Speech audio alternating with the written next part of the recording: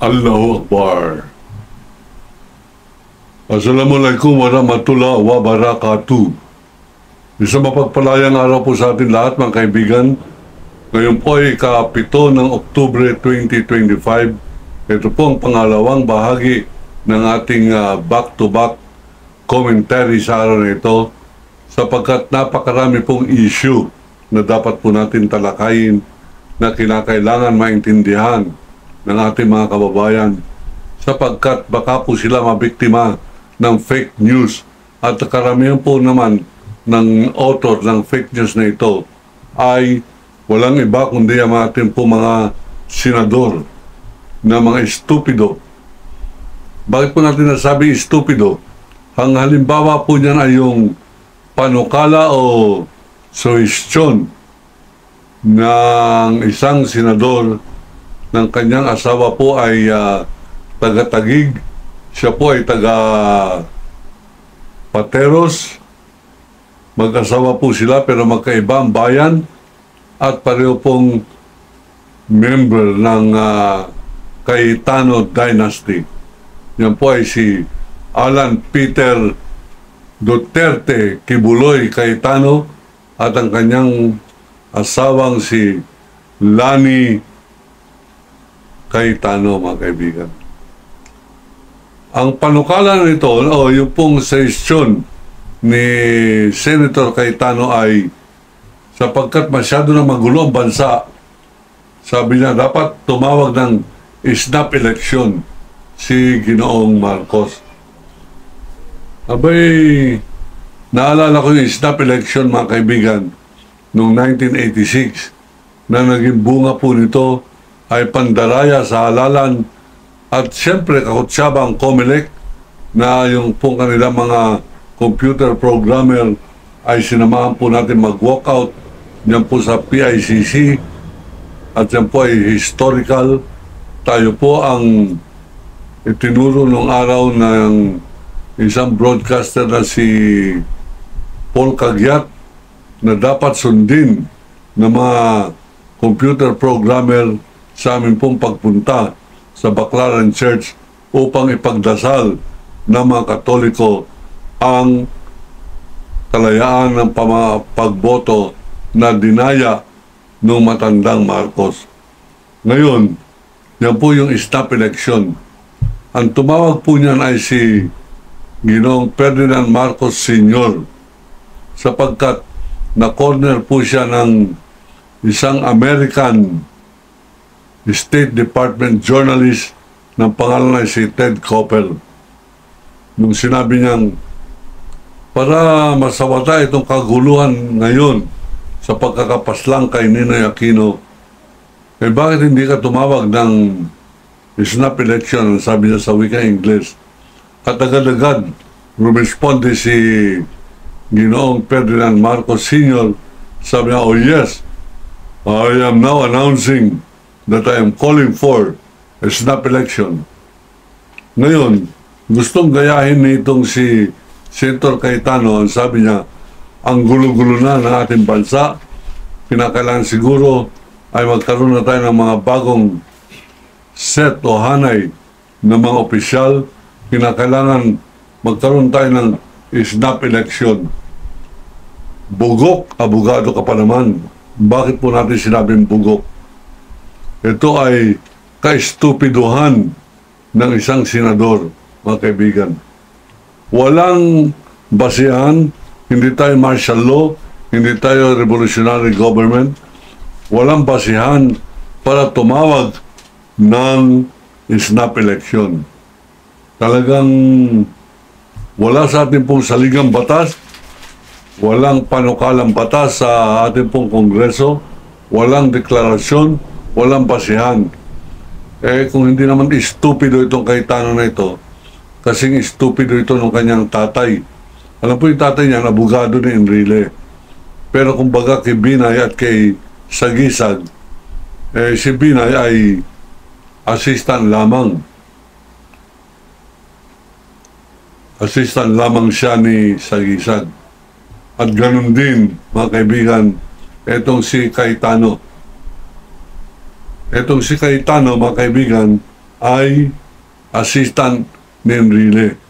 Nagkasama sila sa gym nung nag-aaral si Enrile at si Honasa ng Taekwondo bago pa lamang inintroduce yung Korean martial arts, mga kaibigan, ng ika nga ay nagkaroon ng snap election. Ngayon, gustong gayahin ni Alan Peter Cayetano ang snap election. Ang sabi niya, bago po mangyari yan, bakit ba panentira ninyo kay Sara Duterte? Bakit hindi na lamang ninyo hintayin ang 2028? Wala po nakinig sa kanya, tuloy-tuloy pa rin ang pag-react o pagpuna ng social media kay Sara Duterte. Nagbabadya na meron pa rin mga matitinong mga vloggers, meron pang matitinong mga Pilipino, hindi kasing estupido ng karamihan po ng mga senador. Yan po bang mga nagpapanukala ng house arrest? Lahat ng bumoto riyan, mga estupido. Alamin po ninyo kung sino mga bumoto riyan. Lahat yan. Sinabi ng kawal ng demokrasya ni Walde Carbonell, estupido lahat ng senador na bumoto dyan sa house arrest. Siguro gusto lamang nilang unahan, mga kaibigan, yung pong binubuo namin nila Tom Agulto, nila Jolan Santos, Colonel Odonio, sila Ronnie Tuazon, Professor Freddy Cabuang, mga non-politician, non-partisan, and non-candidate na mga Pilipino na nagbubuo ng tunay na kongreso ng sambayanang Pilipino sang-ayon po sa tinatadhana ng saligang batas. Gusto po natin lang unahan yan sapagkat ang unang agenda ng Kongreso ng Taong Bayan ay magpapasa po kami ng resolusyon etong darating na Lunes next week, resolution opposing the resolution of the stupid Senate asking or requesting the ICC for house arrest for Rodrigo Roa Duterte, respondent in the crime against humanity charges now pending with the International Criminal Court. Mga kaibigan, napaka-stupido. Bakit? Nagkaroon tayo ng official resolution coming from the official Senate address to the ICC. Hindi na nga tayo miyembro ng ICC. Unilaterally, walang konsultasyon sa Kongreso o sa Senado na aatras ang Pilipinas sa membership na ginawa ni Pinoy Aquino sa International Criminal Court. Basta na lamang tayo nag-withdraw at siyang withdrawal na yan ay granted o pinagbigyan tayo effective 2019, mga kaibigan. 1 year after the withdrawal motion of Rodrigo Roa Duterte. Ngayon, siya nakulong, gagamitin naman ng ICC at ng Senado ang resolusyon na yan na humingi ng pagpapakawala at ilagay sa house arrest ang kanilang inaakusahan ng crime against humanity ng pangalan Rodrigo Roa Duterte. Anong klaseng Senado ito? Hindi nga tayo member, hindi nga kinikilala, minumura pa nga ni Duterte ang ICC. Tapos ngayon, bilang Senado, asking the ICC to grant the accused Rodrigo Roa Duterte an interim release and place him under house arrest.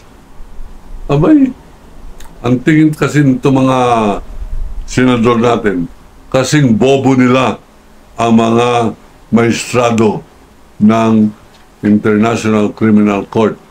Mga hangal. Hindi naman tayo lahat naniniwala na bobo. Yan sila Lacson, bobo yan sila Villanueva, Cayetano. Hindi po tayo naniniwala. Sila lamang ay sip-sip, sila lamang ay traidor.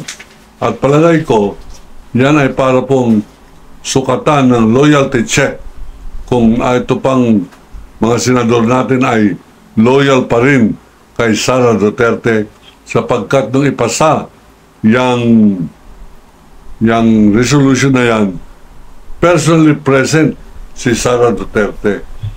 Abay, napakarami sa kanilang bumoto, majority, 20 yata, o 15 ang bumoto, mga kaibigan, in favor of the resolution, a stupid resolution, walang baseless resolution, whimsical, capricioso resolution.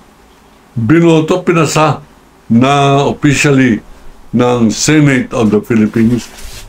Saan ka nakakita, mga kaibigan? So, ang tingin ko riyan, hindi naman sila bobo, alam nila na hindi papasayan. Hindi naman natin under ang ICC. In fact, hindi na natin kinikilala. Tapos ngayon may resolution tayo asking the ICC to grant the accused house arrest. Hindi sila mga bobo. Ang aking pong tingin, mga aso sila na para pong sunod-sunuran lamang sa kanilang amo na nag-aagi sa kanila ng pira-pirasong karne upang sila ay sumunod kay Sara Duterte.